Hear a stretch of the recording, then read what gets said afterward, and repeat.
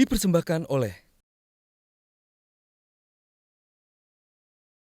Bisa nggak kami dijelaskan kasus-kasus apa saja yang Nikita terlibat?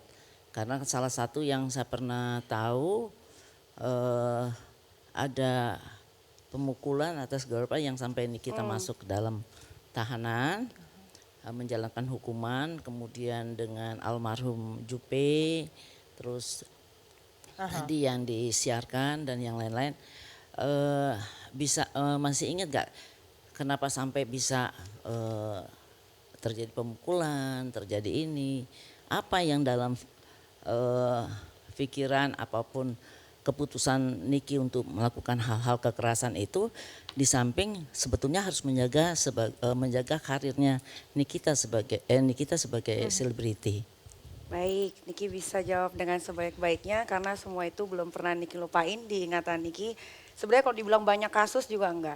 Terjadinya pemukulan itu sampai akhirnya Niki masuk ke penjara itu totally bukan atas kesalahan Niki sendiri gitu. Jadi tapi Niki juga nggak bisa membela diri ya karena sebetulnya yang mukulnya pun udah masuk juga sebelum Niki 4 bulan. Cuma memang tidak diekspos karena bukan selebriti. Jadi yang mukul itu dia namanya Army dan sudah mengakui. Cuma Niki nggak tahu kenapa Niki jadi ikut-ikutan harus masuk gitu kan.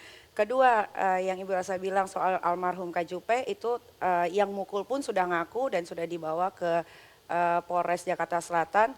Dan yang mukulnya di depan Niki, depan Lucky juga semua udah ngaku kalau yang mukul Lucky itu adalah si orang ini yang Niki nggak kenal gitu. Cuma memang keberadaan Niki saat itu Niki ada di salah satu klub gitu kan.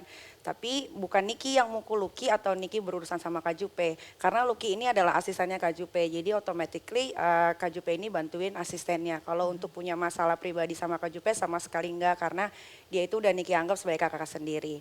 Terus terakhir itu masalah kasus prostitusi online yang lumayan besar banget saat itu sampai bikin Niki nggak bisa makan 4 hari 4 malam dan agak susah untuk keluar.